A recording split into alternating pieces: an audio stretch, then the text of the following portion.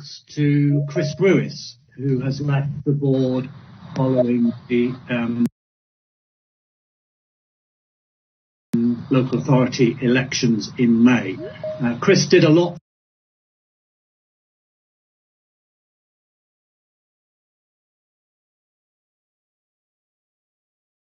of changes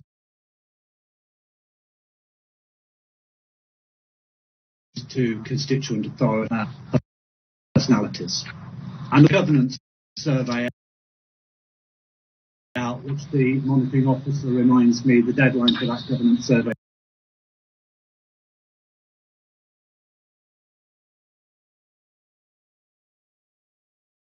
was today, in case anybody still wants to fill it in.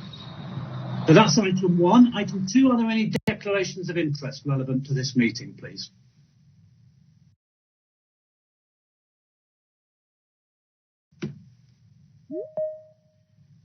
Okay, thank you very much. Item 3, we've got a couple of sets of minutes. We've got the minutes from the formal meeting on the 20th of March and then the special meeting.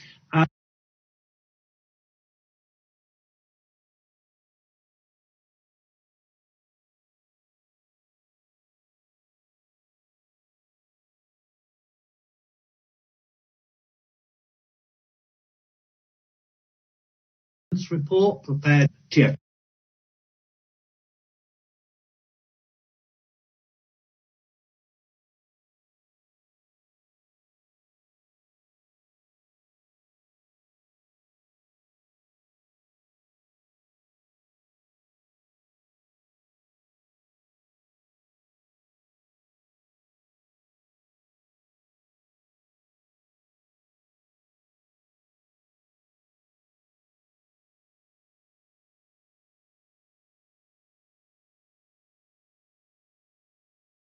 Note what's more important is what members of the board want to do about it. There are 3 items, the item on appointing a new chair, the item on returning to face-to-face meetings,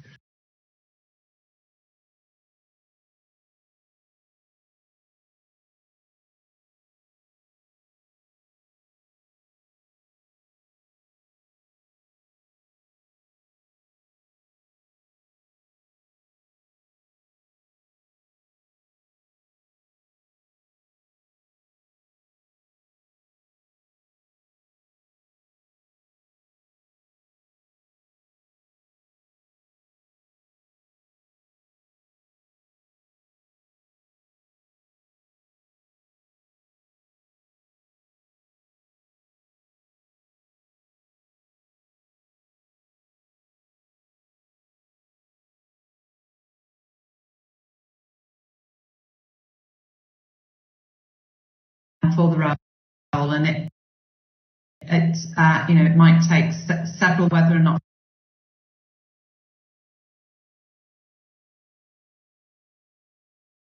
we need to have an interim chair before we appoint a new chair, which could be November time or something. So I think that's one consideration, and I think for the interim chair, I think that is something that for the new chair, that is something that General Purposes Committee, I think, would need to have a look at, and I think that's suggested for consideration in the reports. Probably the sensible way forward. I don't have someone in the chair's role after you sadly that it will put us in a week of the sort of mark moving forward. Very helpful. Let me come to Dan, because it's not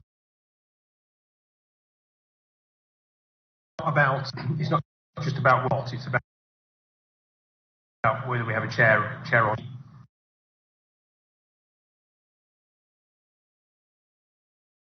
being the sort of proper and advertised and all that, and in 3 to 6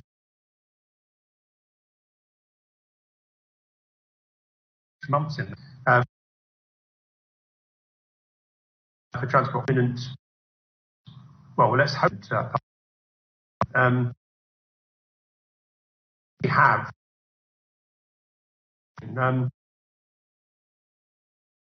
suspect Louise's blushes. I think that it's the same. Has Louise nice. So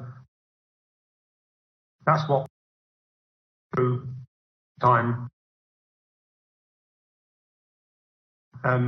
we'll do that. John, thank you. With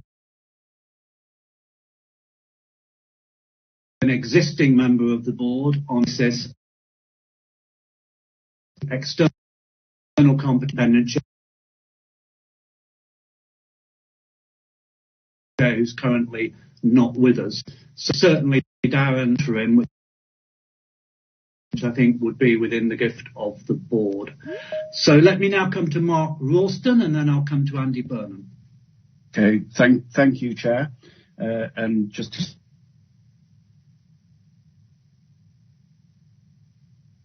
lost you then, Mark. We just lost Mark's audio, so I'll carry on, and I hope the Gary or the team can just see whether we can get Mark back. So let me come to Andy Burnham. I think his hand was up next. Andy. Thanks very much. Thank you, John. Afternoon, everybody.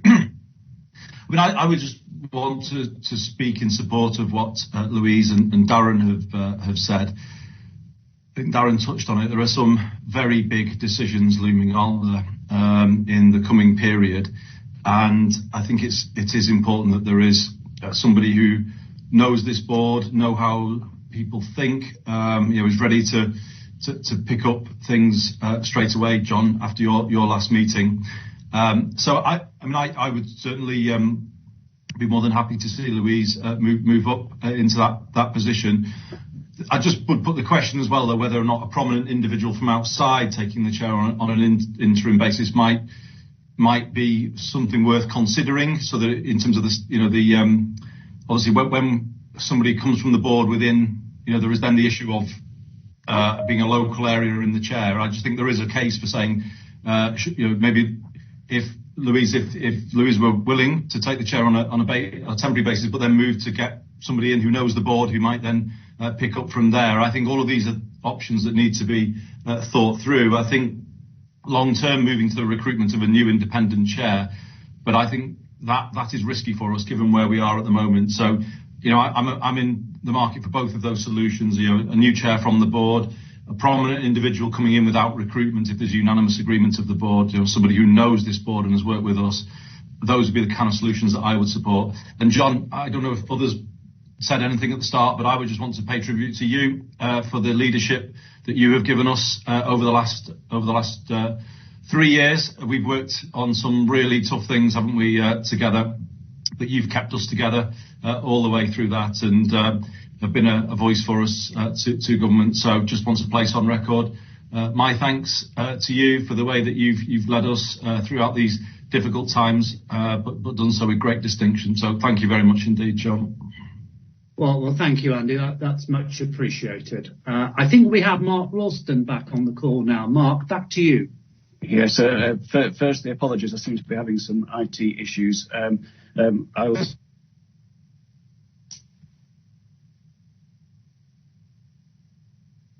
Sadly, Mark, I think you're still having some IT issues, so I'll keep an eye on the chat bar, and once we know you've got connectivity, we'll of course bring you back in. I'm just checking who else I have hands up from. I think Keith Little. If Keith, you want to contribute? I did, John, but I think we're all thinking along the same lines. I think it's important we get somebody in quickly, and I would certainly support Darren's proposals on that and Andy's. But also, John, I would just like to pay my respects to yourself. I think you've been a wonderful chairman, highly respected by the board, and wish you very well for the future going forward.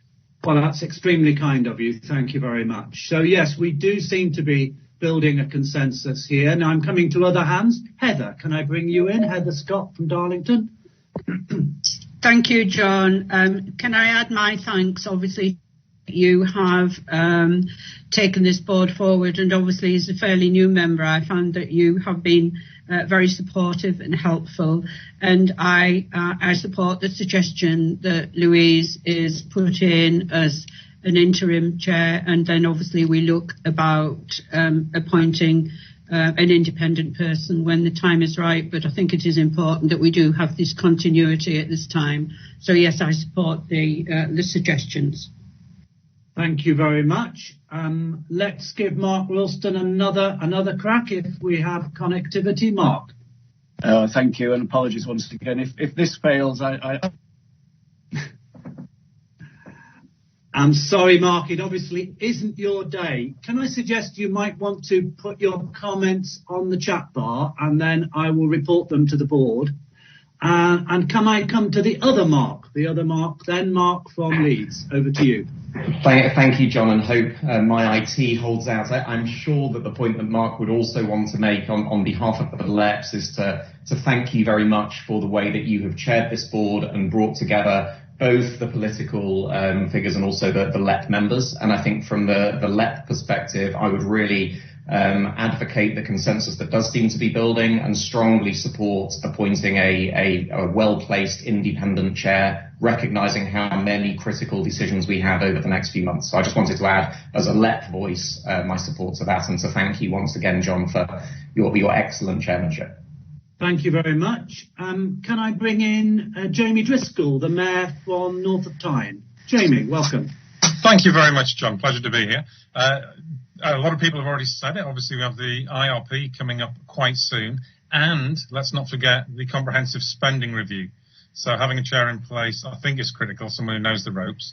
And just to say, as the most northerly representative here, I have no particular problem with someone from Chester doing the job.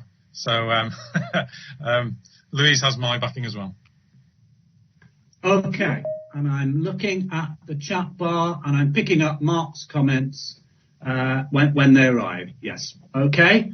Have I missed anybody? I don't see any more hands up, but just shout if I have missed anybody. Quite a big gathering. Okay. There's no further hand, Chair. Carrie, were you signalling there was somebody else wishing to come in? No, there's no further hands up, Chairman. Hands up. Thank you very much. Well, I think coming then to 11.1, which were the questions you were specifically asked in the paper, and let me try and sum up what I've heard so far. Whether there's a wish to appoint an independent chair of the Partnership Board, I think there has been some signs that an independent chair would be a good thing to pursue. Second was, if so, whether that person would chair the TFN board. That hasn't been specifically commented on, but I think the sense from people was if the right candidate was there, that might be something that commended itself to you. What you will receive then is a formal report at the formal meeting on the 27th of July. But can I just ask then for your authorisation of the third point, 11.13, which was if you wish to proceed down this course, then I think it would make good sense to adopt the monitoring officer's proposal to ask the existing member working group on the General Purposes Committee to draw up a recruitment process. And I think the sense from the board is that there must be an interim chair. And we've heard one or two suggestions on that, but that's something I think the working group could pursue with a mandate to ensure that there is a chair in place from the 27th of July when I retire. And I think there was strong support for Vice Chair Gittins adopting that position on an interim basis, whilst also pursuing an active recruitment to bring in an independent chair if the right person commends himself to you. Can I just take any nods, or if anybody wishes to gainsay that, does that sum up where the board is? Thank you very much. Thank you. The second item under governance then from the monitoring officer with the arrangements for formal meetings. So obviously the proposal is that we need to adhere to the fact that the window for formal virtual meetings is now closed, and there's a dual proposal there that we should continue to use Chief Executive delegated powers, Tim, for you to get on and make decisions swiftly and appropriately, that you will call informal board calls like this one to get the mandate you need from members, and they can be virtual, but we will do what we're doing with this meeting and make them open to the public wherever possible. But that the AGM on the 27th of July needs to be a formal meeting, and therefore arrangements are being made to seek to hold that in July. In Leeds, I beg your pardon, the 27th of July meeting in Leeds, and that will require some travel for those who wish to attend in person. And then there was a suggestion that the same working group, the member working group set up on the GPC, should look at whether it wishes to propose to the AGM any amendments to the Constitution to facilitate those new ways of working. And one particular suggestion was that we should allow people to attend future meetings virtually, which currently is not in the Constitution, although the rules would not allow them to contribute to a quorum or vote, but they would otherwise be fully participating members. So those are the proposals in the paper. Let me throw it open to comments, and I'm going to give the floor first to Louise. Thank you, Chair. The government's currently consulting on meetings, and I wonder whether we need to feed back into it, because my understanding is that we're sort of part of because we're a statutory organisation, that we fall under that criteria. And just wonder, it's due to finish in a couple of weeks, but I think it might be quite useful if we can feed back into it and sort of state our view in terms of what we want to do. Okay.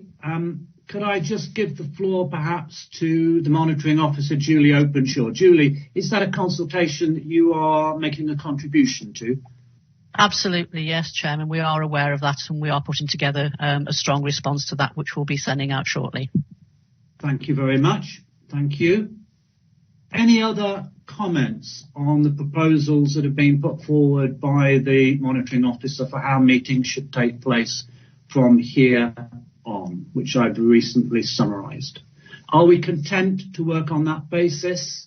So some of us may be meeting physically on the 27th of July, and Tim will use his authority to call board calls wherever he needs an informal mandate from you, and the working group will look at any constitutional amendments. Yes, Tracy, and I'm sorry, Tracy, I didn't have a list of who would be attending this meeting, so very welcome to this board, Tracy, as the new Metro Mayor for West Yorkshire. Thank you so much, John. And unfortunately, I haven't had time to get to know you, but I wish you well on the next phase of whatever you go on to do. I just wanted to say you will all be welcome to Leeds, and if there's anything that we can do to help in transport, if you need overnights, etc., any practical problems, just obviously contact me and I'll make sure it's a really enjoyable time in Leeds. Thank you very much, Tracy, and congratulations on your election. Andy, please. Sorry, John. I just wanted to clarify, are we proposing a hybrid meeting, or would it be a full in-person meeting? So I think I know the answer to that question, but it is a slightly tricky one. So let me bring Julie Openshaw back in. Julie, what are you actually proposing for the 27th? Would our ability to flex the regulations, flex the Constitution, be applicable to that meeting?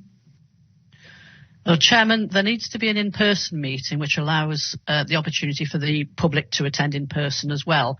The key thing I think that members need to be aware of is that we do need to have at least a quorum for that meeting, and I think what we will need to do is be in contact with members to check what members' willingness is to attend that meeting. I don't think we'll be able to at this stage have a hybrid meeting because of the logistics around that. That is obviously a choice for the future, but at this particular meeting we will require at least a quorum of members, which is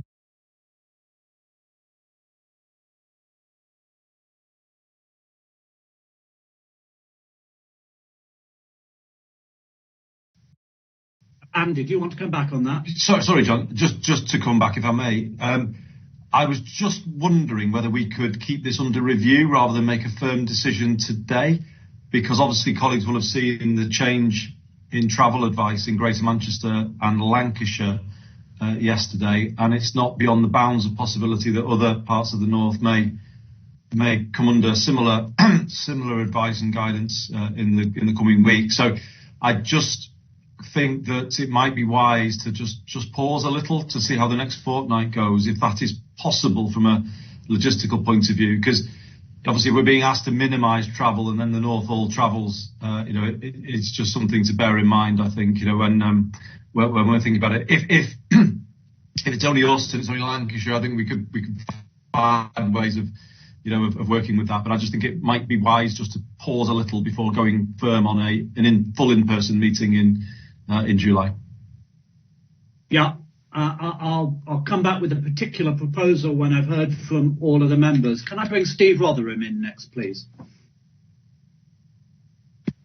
Yeah, Chair. I noticed that the monitoring officer said that it was a constitutional issue. I actually think that it's a legislative problem that we've got, because our combined authority, the Liverpool City Region Combined Authority, had to change the regulations and the constitution, which we'd previously amended because of virtual meetings, because the government have said that meetings of councils, of local authorities and of combined authorities shouldn't take place virtually in the future. So I would imagine that we'd be constrained by the same thing.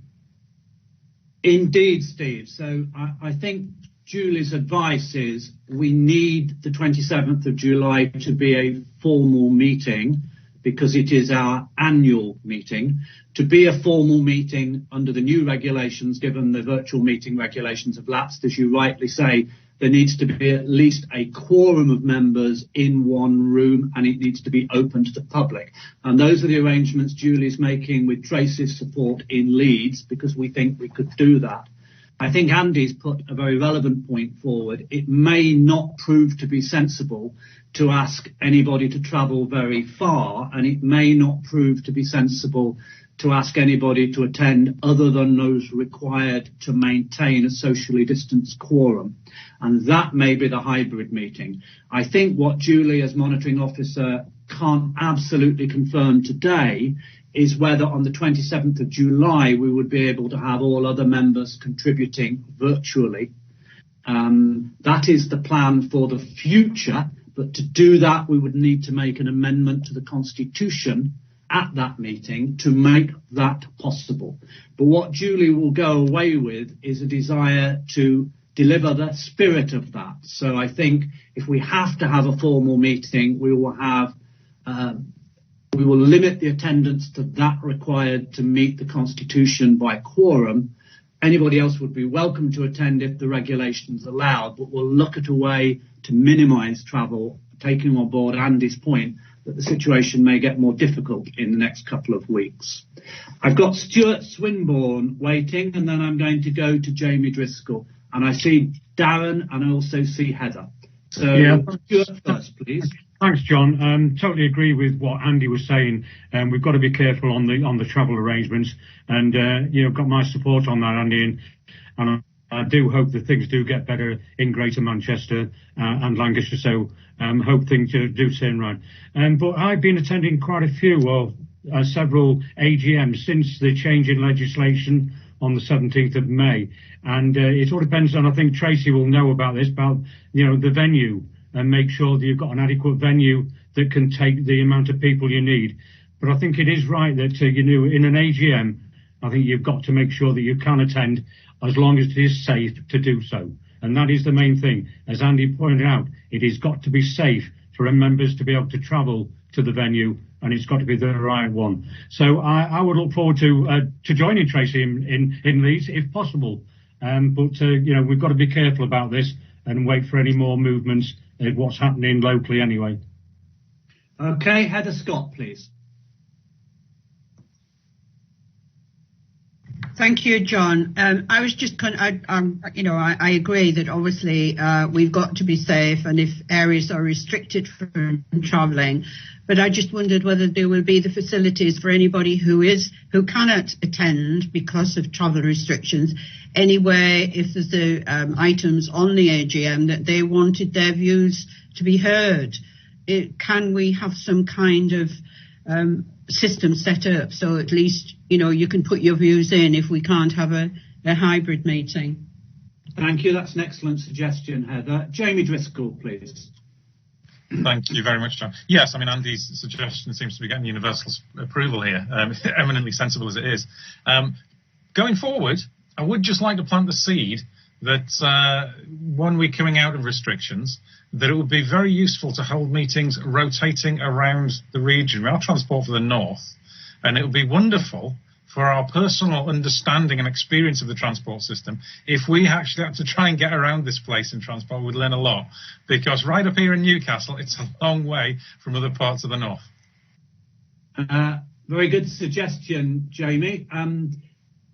Over the last 6 years, we've tried both. So initially, we held meetings all over the north. We didn't get quite as far as Berwick-upon-Tweed, but we did get to Newcastle, and we did get as far as Chester, and from Hull up to Preston. Then there was a view from members that actually an awful lot of time was being taken on travel. And having done that, we sort of consolidated with alternate meetings each side of the Pennines, but tried to reduce the travel a little bit. But these things are very much a moment in time, and it would be entirely right for the board to say, if having had that period of consolidation, there was an appetite to make sure we again reached all the city regions and principal rural areas of the Greater North. So I think officers will pick that one up. And finally, and then I'm going to sum up, Darren Hale, please. Yeah, I just have some difficulty with the discussion in terms of as it unravelled a bit, because I hear what you're saying about obviously we would need a basic number of people to have a core AGM. But as far as I'm concerned, it's not an AGM unless everybody has the chance to attend and potentially vote, because that's the reality. We're not that we ever come to a vote, and most things are done by consensus. But who knows, when you look at an agenda, what might be contentious or not? You're not always aware in advance. So my concern would really be, we can't have an AGM if people, because of travel restrictions, are effectively debarred from travelling, and therefore potentially wouldn't have their say, because it would distort the democracy. So my real concern would be that moving forward, I would hope that unless at that meeting people could potentially, if it worst case scenario, it came to a vote remotely, they have to be there. Otherwise, it is not a bona fide meeting, in my view, because that's not fair if people, possibly because of their geography or possibly because of the area they live in, are prevented from exercising their democratic rights to be a member of this board. And going forward, I would like to see a hybrid model where people could potentially, we could make use of Teams or Zoom, but again, only if by doing so you don't have a second-class membership and therefore not the right to take part, because otherwise you're just an observer, aren't you? You're no longer a participant or a board member. So I am sort of concerned about what Julie was saying as well, that if we have an AGM, so it's all right if just 10 of you turn up, well, it wouldn't be all right for myself, because I would think that's debarring people's right to participate in an AGM. So I think we would have to keep, as Andy says, a watching brief, but we'd have to look again, surely, if people were debarred purely by their geography from attending. Thank you. Okay. So I think there's several key conclusions here. I think there's a consensus across the board that we will do our best, but we are still cautious given the fact we're not out of the woods yet on this dreadful pandemic. So I think what people are saying is we won't make final decisions today because the situation on the Indian variant, etc., just needs us to watch and see how matters develop. What I think the monitoring officer has very clearly set out, Darren, is that the government, by withdrawing or ending is the better word, the ability of statutory bodies that are required to meet in public to have virtual meetings, have prevented us continuing what we were doing before, which was having virtual meetings where everybody could vote virtually. So the idea of a hybrid meeting is the best way to maintain the right of some members to attend and some members, if they don't feel that's the right thing for them to do or it's possible for them to do, to contribute virtually. But contributing virtually, the regulations would not allow that to be on a voting basis. So as I understand it, can't achieve the ideal situation you're looking for. But as well as Andy's very wise advice that we shouldn't make final decisions today, I think Julie has also got a mandate to go away and find the best possible solution to allow the greatest number of board members to contribute to the fullest effect. And clearly it will be for any new chair to work with you on how the board works. But you'll recall over the period I've had the privilege of chairing the board, I've always wished to avoid votes and see votes as something that we only do in extremis because of the need to have a pan-northern position that we've built by consensus and to operate on a single status basis. So as far as I'm concerned, anybody who contributes to this call has an equal right to a voice in that decision. And I think that's the spirit we should move forward on. So we'll pause that one there. We will leave the position slightly in pause as we understand the changing social distancing requirements, but stand ready for instructions from the officers on how we best make use of our meeting on the 27th of July. And then the final part of the governance paper I think we've addressed, which was to make use of our member working group on the General Purposes Committee to both pursue, as we've already done, the Chair's the proposals on the Chair, but also to see whether we need to make any amendments to the Constitution to facilitate hybrid meetings. And just to record for the minutes, Mark Ralston did support the position on the Chair when he was finally able to get connectivity and give his views on the chat bar. So are we prepared to note the paper on that basis? Thank you very much indeed. We now move to the financial outturn for 2020-2021, an important paper, primarily for note, very helpfully produced by our finance officer, Ian Craven, and Ian can answer any questions on the outturn. Are there any questions on this paper?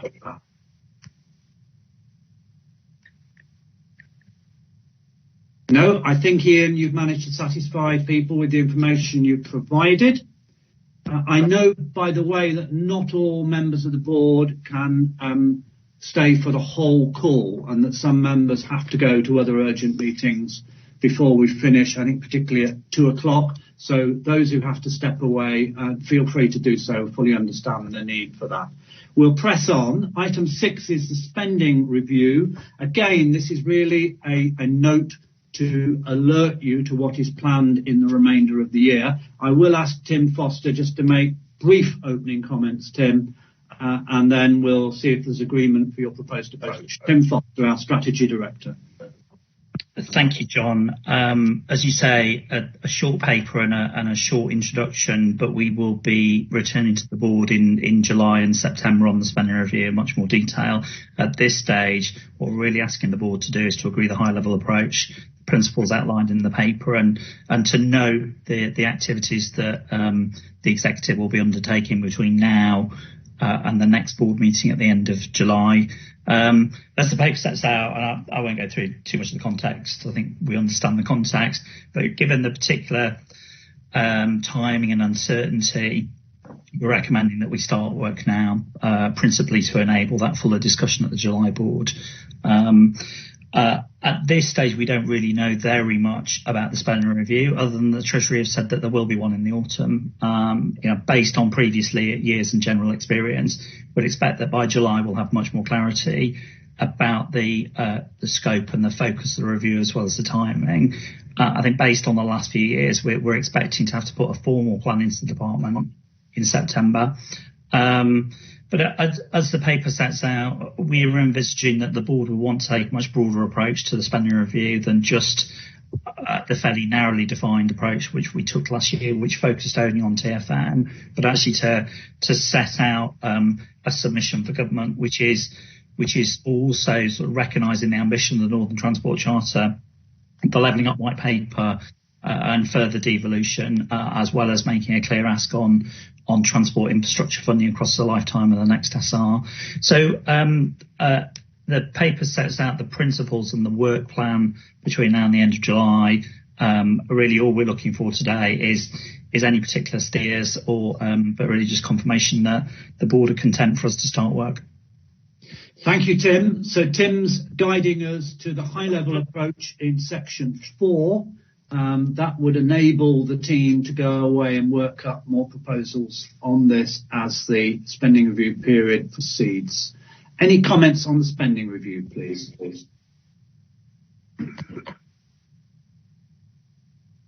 Okay. If not, can I have thumbs up for adopting the approach in section 4 as the basis for further work? Thank you, Lucy. Thank you, Jamie. Thank you, Tracy. Heather, yeah, I think, Tim, you've got the mandate you need to take this work forward. Excellent. Thank you very much.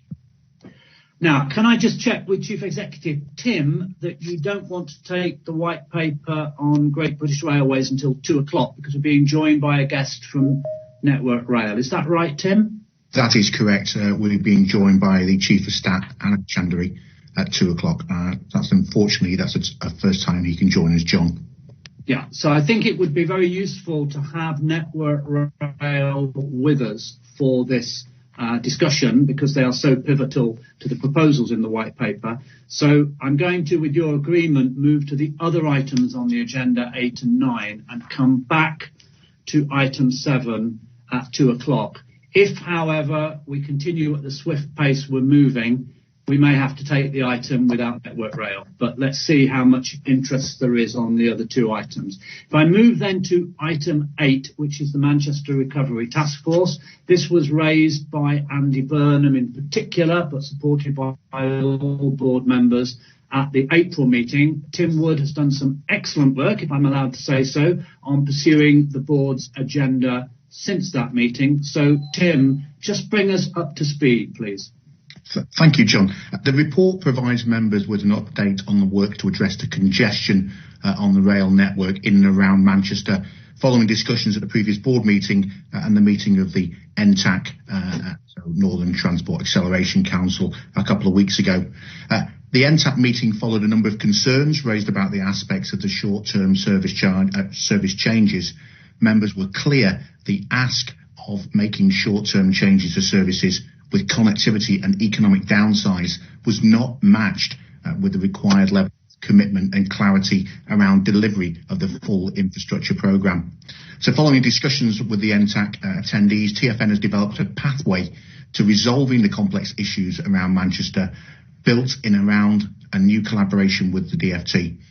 That will allow the right combination of services and infrastructure to be identified and the strongest possible case for very significant investment that is required, utilising some of TfN's evidence-based analytical tools coupled with a deep understanding of the regional issues.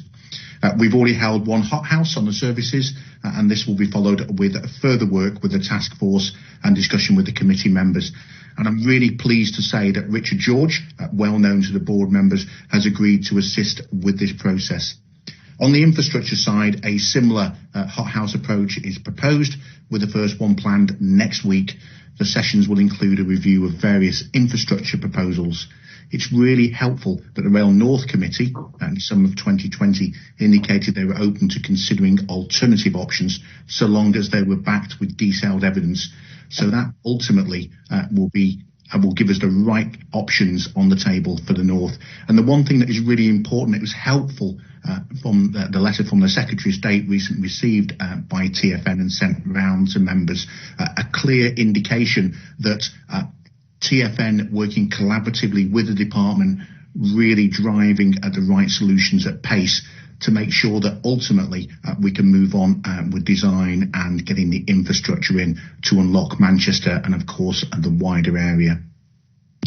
So we will now bring forward further reports as that work carries on. And I'd just like to ask Rich George, I think he will become really helpful to us to break those sort of log jams, use his really helpful background into the railways and timetabling, not to write timetables or draw up infrastructure plans, but actually be the oil between the cogs, so ultimately we can release Manchester from what we've seen back in the 2018 timetable disaster.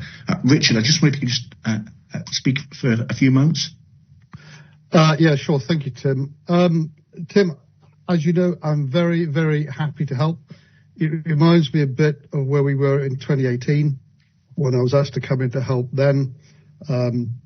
I can give my views, I can give my opinions. I have no formal position in this, but I will do whatever I can to help. And as I said in 2018, I'm not a miracle worker either. But I can use my experience to help wherever I can. Thank you, Richard. It's really helpful to have that input, to have you back working with us. Andy Burnham, please. You raised this at the last meeting. How do you feel about what's happened in the months since?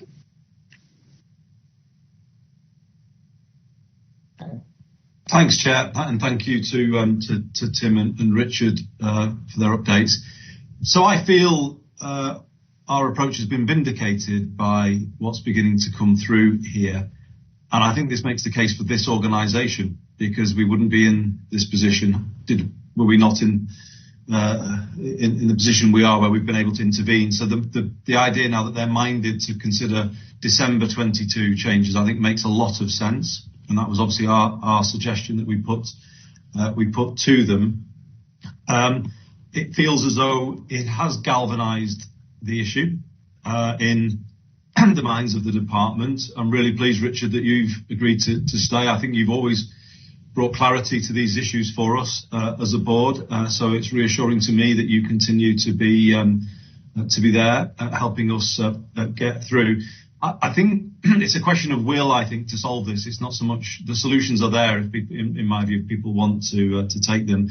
I'm grateful to other members of the board as well for supporting that exceptional meeting of the Northern Transport Acceleration Council. I think it was the right thing to do. Obviously, it's not just about us, it is about the wider picture.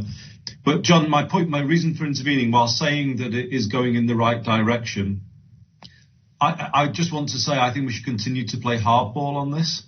I don't think we've been treated properly, given that it was 3 years since the debacle and we're still here. And we were in a position that was not a satisfactory position for this board to be in when the proposals came back from the consultation. I think we should, be tough in what we're asking for. I think it's having the desired effect. But I know colleagues have made the point about the IRP. I think that absolutely should be part of this. We will not be able to judge whether the infrastructure proposals are right until we see the IRP and how it all links together. So I think this is moving in the right direction, but I don't think we should slacken off the pressure, even though they're talking about December 22. I think we need to keep the pressure on, actually, because it's created some movement, but it's not enough yet. So I just wanted to intervene to say that, John. And obviously we do need clarity, don't we, now, about options and all the issues that individual members of the board will have. So I think it's progress, but this is the moment to kind of to keep high demands about what we want from this. And the IRP, it's actually a bit ridiculous increasingly that we're not being given that, because our ability to see the big picture is completely limited without the IRP, and that needs to be played a bit more strongly into it from here on in, I think. But thank you, Chair, and thank you to all members of the board for the support. Thank you, Andy. Jamie.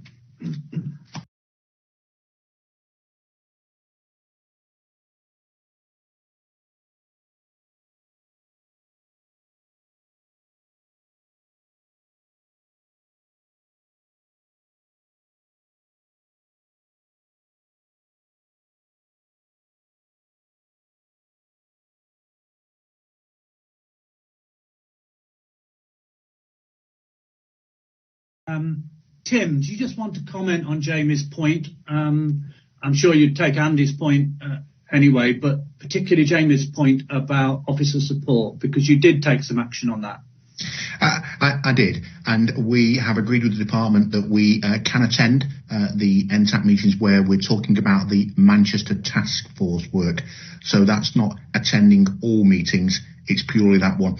I think it's a signal from the government, a positive signal that we're moving forward. And Andy is absolutely right. He used that word system. Unless you understand what the system can do, and of course we've got TransPennine Upgrade, HS2, Northern Powerhouse Rail and other works that Network Rail doing, we need to understand how they all integrate. But Manchester absolutely has to be fixed, and here we are sort of 3.5 years later now developing the solutions. But I think that baking in of the TFN analytical work and the regional knowledge should really move those now at pace, get the funding behind it, and let's get that work done. But all options remain on the table. That includes platform 1516 at Manchester Piccadilly, and we want to go through that evidence in these hot house events to make sure that we get the right solution first time, and then we can get moving at speed. Thank you, John.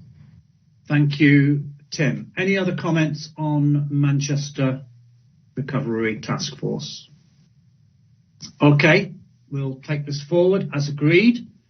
IRP's been mentioned, so let's move to item 9, which is the Northern Powerhouse Rail Integrated Rail Plan update.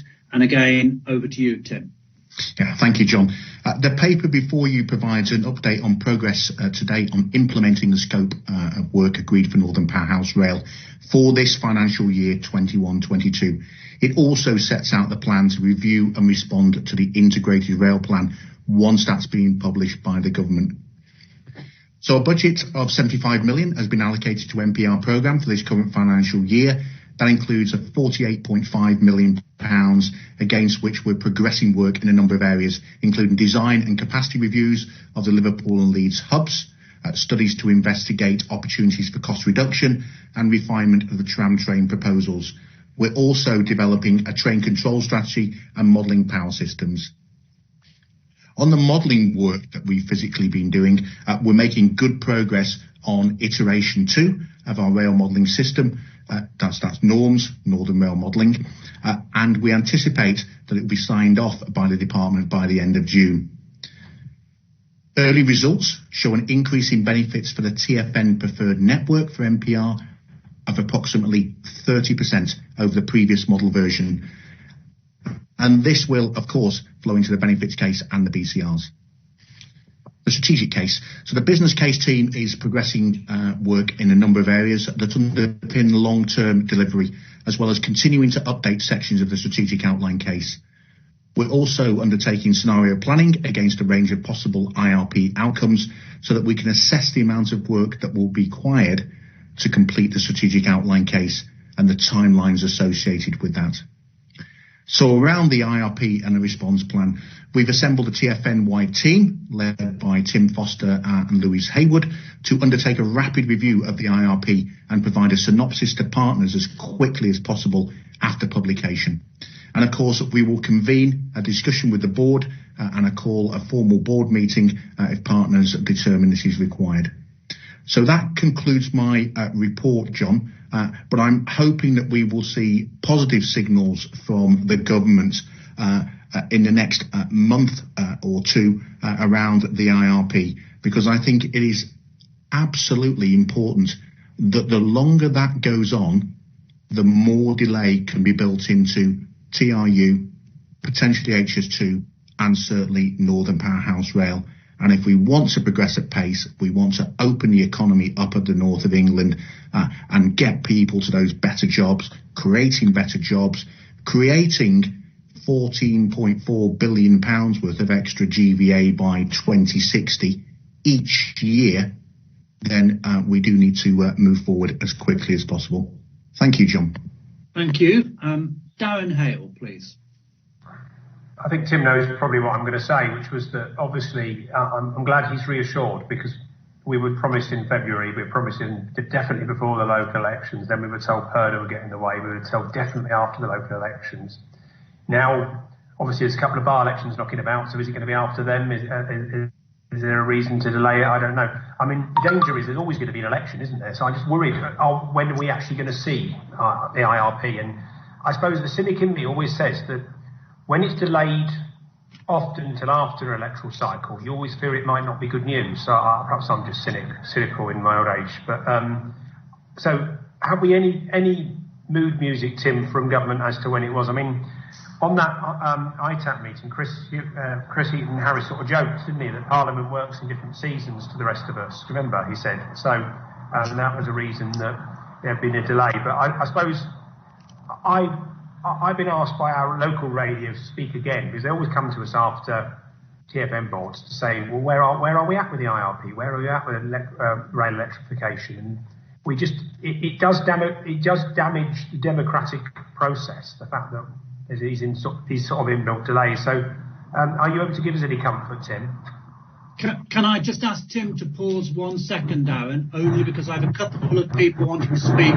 I have to leave at 2, so I'd like to bring them into the call while there's still time for them to contribute, and then of course I'll bring Tim back in to answer your question. Can I come first to Tracy, please, and then to Jamie. Tracy first and then Jamie. Thank you so much, Chair. And it's on the back of Darren's comments. And we can't continue to wait like this. It feels like we've been strung along. It's so important that we get that. I know you may know that Councillor Hinchcliffe and myself wrote to government about the delivery of this plan. Is there anything that we can do to add extra pressure on government to make sure that it doesn't slip to the autumn, because everything is going to be paused? And all the work that I want to do as the new mayor and to deliver on transport is going to be waiting for government month after month, and the heat is going to go out of it. Our need for devolution when it comes to transport. What can we do, Chair, to try and make our case to government that this is holding us all back, and also their levelling up agenda? Thank you. Jamie? Jamie has just... No, thanks. My points have been made. Thanks very much, John. Okay, thank you very much. Andy? Thanks, Chair. I was really struck by the 30% figure that Tim gave, and that's in the briefing. So a 30% increase in the expected benefits, which I think in my brief says has a significant increase in the overall economic viability. Doesn't this reinforce the need for ambition, Chair? If this is accepted as a methodology that the department will accept, well, my question, I guess, is it fully accepted, or is it likely to be fully accepted? And if it is, doesn't that have to be applied to the whole of the HS2 NPR interface in the north of England? Because that, I would argue, starts to point us towards what we've always been saying, the most ambitious scheme for the north of England. So, I'm just really struck by it. But, are HS2 using the same economic benefits case? Because if they're not, they should be. And I just want to fully understand the implications of what Tim appears to be saying, because this is a game changer, I think, if it is accepted that there is an uplift of a third in the benefits case for NPR. But we need to make the case for it to be applied to HS2 as well, because then the higher level spending becomes obviously much more justifiable for us. Thank you, Chair. Thank you, Andy. So just before I come back to Tim, allow me to say at that difficult board meeting where we had to accept the reality that we could not submit our business case on NPR in advance of the IRP, we committed to do two things, and I think members of the board have just reiterated why they were so important. We committed to keep the pressure up for government to come forward with the IRP, and I think Tim may wish to comment on that in a moment, but we have been doing everything we can to make it clear that we need to see this IRP. But secondly, we committed that we would keep the work going that we could do to produce the evidence to make the strongest possible case, such that at the point when we were able to submit our OBC, we were ready to do so. And I think the fact, Andy, that work is producing new information, as encouraging as it is is a sign of how wise it was just to get on with the back office work, such that when the moment came, the political moment came, we were ready to make the strongest possible case. But let me hand the floor back to Tim. Tim, you've heard a call from members for us to press for the earliest possible publication of the IRP, and you've heard Andy, and I know it will have support of other board members, saying let's make the strongest, most ambitious case we can based on the evidence your team has been developing. Thank you, John. So government remain hopeful it will be before the summer recess, and discussions are ongoing right now, but there is no clear news, and I have not seen the IRP document. We are waiting, of course, then for the quad, so it's really important that the members continue to press hard for the IRP to be released. But I think the one thing I can assure members, it's not the DFT that are holding it up. The DFT want the IRP out as well, because it starts to bring together investment in TRU and unlocking that east-west connectivity there. And so we're very clear that the whole picture builds up to this system. In terms of the norms modelling, so it's not yet fully accepted. I did say by the end of June it's going through the process, but there are no significant concerns identified by department, so we are hopeful that ultimately that will get the final tick in the box, and I'm confident in the work that my officers have done. When I started here 3.5 years ago, the MPR network was an £80 billion network with a BCR of around 0.1. We sit here today with a members preferred network of just over 40 billion. And if you remember, the SOBC delivered in February 2019 was around 39.5. The 39.5 didn't include the depot and stabling. That was another £500 million. In the 42 billion, that includes that. And of course, we've had some rework to do between Sheffield and Manchester.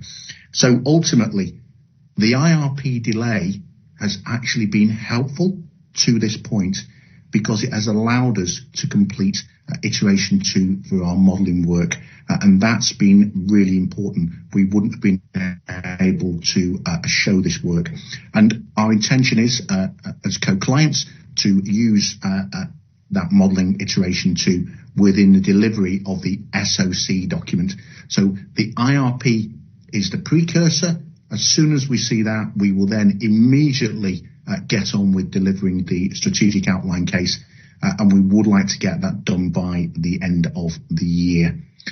Ultimately, of course, as Tim Foster talked about the CSR, we'd like to see a multi-year CSR, and we'd like to see some substantial funding towards the MPR programme, so we can really start to move at pace and get levelling up the north of England.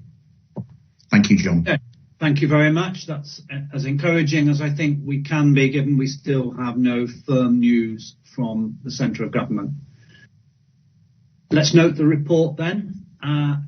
Tracy on the chat bar had mentioned that those who have to leave the meeting at 2, could they have an update, Tim, on our deliberations on item 7, anything they've missed? I'm sure we can make that available to anybody who's had to leave the call, because we'll know from our records who those people are. So if we revert now to item 7, Tim, do you want to take us through the white paper on Great British Railways? Thank you, John. As all board members will be aware, the long-awaited William-Shapps plan for rail white paper was recently published. Today's associated board paper provides an overview of the key proposals, as well as TfN's next steps and recommendations for members to consider. So I won't repeat what is in the paper, but it's worth saying there are points really to welcome in this: the creation of a single accountable guiding mind in the British Railways, commitment to that long-term investment in rail infrastructure to support levelling up, and a recognition that local knowledge must be harnessed to provide the best outcomes for passengers and freight customers. But clearly there's further detail needed, particularly on devolution. The mechanism for local and regional oversight is not defined well. We have we need to focus on the new regional partnerships in line with Network Rail's regional structure. The role of TfN is not defined in the white paper, And at the moment, it seems that all the accountability will sit within GB Rail.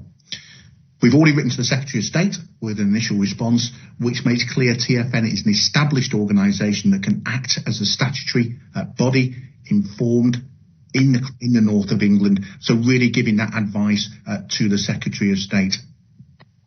Our initial response makes clear, as the government statutory partner in the north, we're not only committed to making the William-Shapps plan work, we are uniquely placed to make this happen quickly to the benefits of our residents and businesses. Today's meeting is an opportunity for members to discuss, of course, the TfN's response to the white paper and identify any further actions. It should also be noted that Sir Peter Hendy sent his apologies for today's meeting. However, we are joined by Anna Chandara, who is the Chief of Staff from Network Rail. We're going to set up a separate briefing with either Sir Peter or Andrew Haynes for members in the coming weeks. So hopefully Anna is on the call, and I'd just like to ask him to address where he sees the development work going for GB Rail. He's been tasked to do this by Andrew Haynes, the Chief Exec of Network Rail, and also how he sees that sits with TfN support. So Anna, welcome to the meeting, and over to you.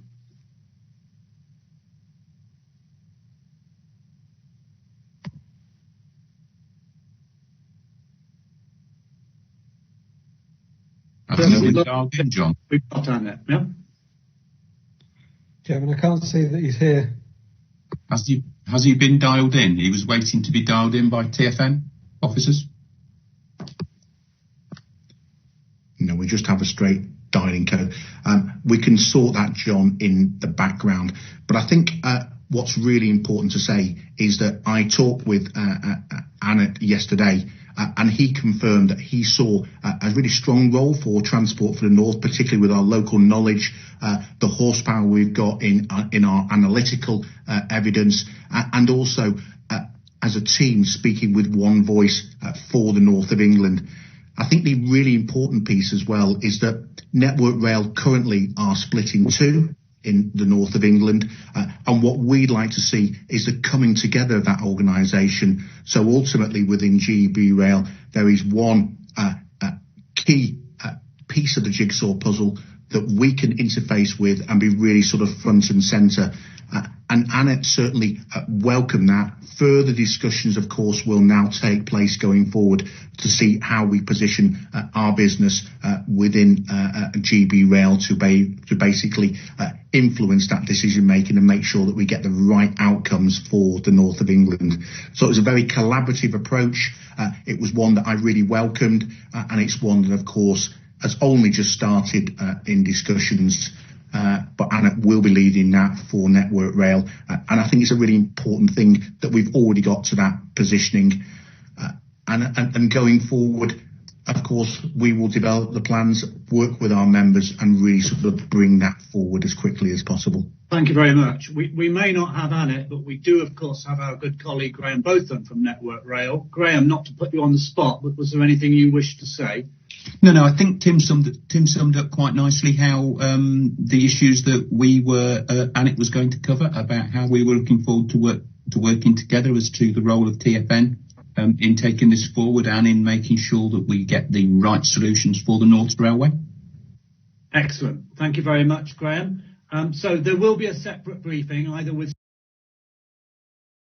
Sir Peter Hendy or Andrew Haynes arranged, because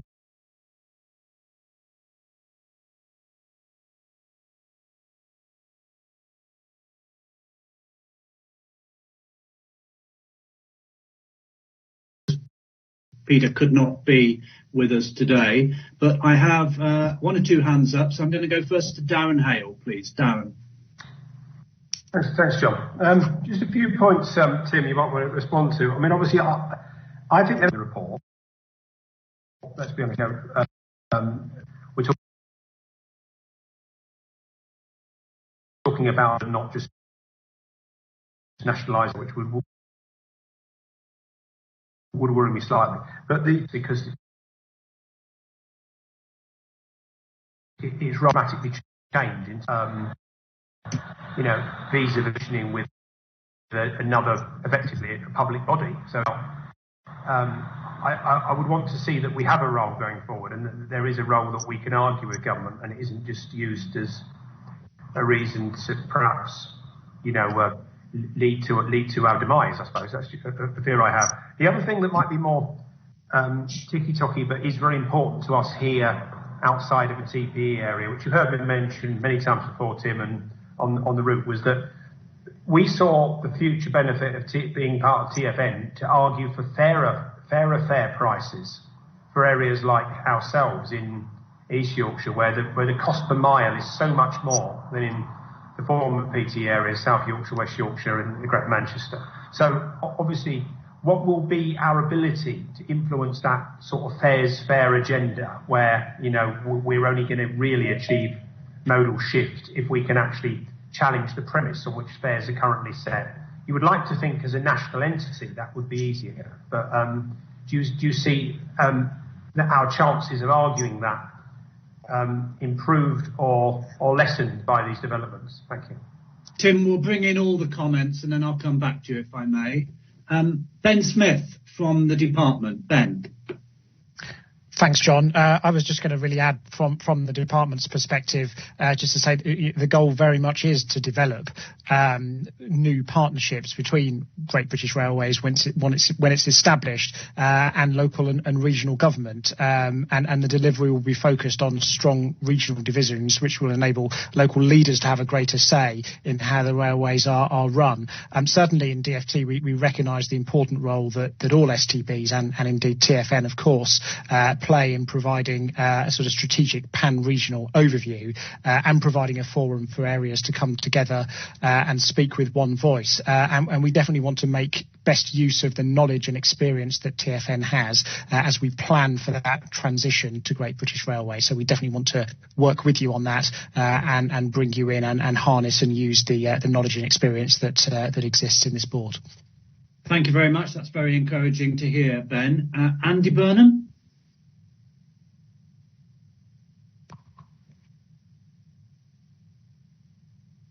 I think Andy may have just had to step off the call. I think we may have Annette with us now, so I'm going to give one more go just to see whether Annette wants to make any comment on behalf of Network Rail. Hi, John. Yes, I'm here, and thanks for the invite. I think Andy's trying to come back in as well. Look, I've read the paper that was written in the pack, and I thought that was a really good summary of the white paper, so I won't repeat any of that. But just a few words from us, from Network Rail. As many of you will have read in the white paper, one of the comments was around a need to set up some interim arrangements. And the reason for this is simply because legislation will take some time. We think April 24 is kind of the earliest we would have the LBR body set up formally. And of course, as we all know, there's quite a lot of work that we need to get on with in the here and now. So Andrew's been asked to put together those interim arrangements, which in the first instance will be about bringing together some elements, as the white paper says, some elements of the RDG. It talks about elements of government by which, that's very specifically DFT, and also Network Rail into a guiding mind in a way that we can start taking some early decisions. Now, I wouldn't imagine that would have any direct impact in the near future on organisations like TFN, as Ben was just talking about in terms of the longer term role. But absolutely, as part of that process, what we envisage is some strong interaction with organisations, strong collaboration and talking to people as we then go about beyond those first immediate steps of what those interim arrangements might look like going forward, as we start to bring together the industry under this, under the interim arrangements. And between us, there's some good stuff to work off, given the positive, I think, arrangements we've been increasing the collaborative approach we've had between our Network Rail and Transport for North. But we've got to remember this isn't about Network Rail on its own. It's as we grow this interim capability, it is about the industry as a whole. In terms of broad feedback on the white paper or views on the white paper. We're really welcoming of the white paper. We think it's absolutely right about bringing industry together, and we also recognise that it's the start of the end of Network Rail as we've known it up until now, and it's about time that happened. So probably those are the few kind of intro comments that I'd make. Thank you, Anna, and thank you for joining us today. Can I come now to Heather Scott, and after Heather, I'll come back to Andy Burnham. Heather. Thank you, John. And obviously, on behalf of the Tees Valley, we do welcome this white paper. There's a lot of positives in it, and I think particularly to have greater local influence. And we would like to see the formation of a Tees Valley North East partnership, so that we can have an input into it, and that will really bring it down locally, because very often we do feel that we kind of, everybody says transport for the north, but we're really northeast. So I think this is something, and I'm quite sure, I think that Jamie Driscoll has gone, but I understand that that's something that the northeast leaders would like as well. So that's just a general comment, but yes, welcome the white paper. Thank you, Heather. I would be very much welcome in Berwick upon Tweed. I could add my support to that as well. Andy Burnham. Thanks, John. I would want to echo what Heather just said. I welcome the white paper. I think there's lots in it that we can really support. What I would say, John, in many ways relates to the TFN paper overlaying it, this discussion. I would welcome, obviously, TFN involvement on the advisory board, or whatever the group is that's doing some of the detail work. But I do think we should do a bit more than that, and that is develop our own plan for the north. So TFN working with the constituent bodies across the north, start to work out how our own aspirations within places like Greater Manchester can fit with running services across the wider north. I mean, the simple way I would see it, we have the ambition of taking greater control of commuter rail services, but that might lead to some times where we need to have an agreement reached with neighbouring authorities if the services, are kind of running across both. So TFN setting out its role as a sort of an arbiter, an adjudicator over that type of arrangement, but also TFN making a case for running those cross-north services, the Transpennine services being the main client for those services. Because if the rail industry, if we've all learned anything about the rail industry, and absolutely no disrespect to Annette at all here when I say this, but it hasn't been close enough to the north of England. It hasn't had its focus on the north of England.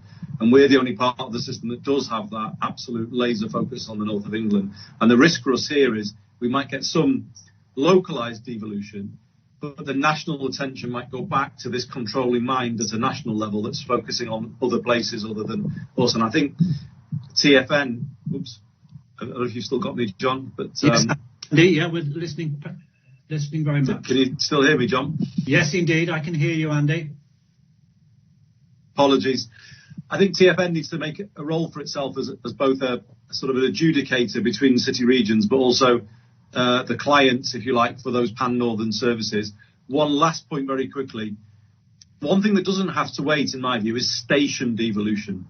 I see no reason why the combined authorities and the local authorities on this call can't start working now to see some of the station assets devolved, because some of them are very neglected. They are inaccessible to disabled people.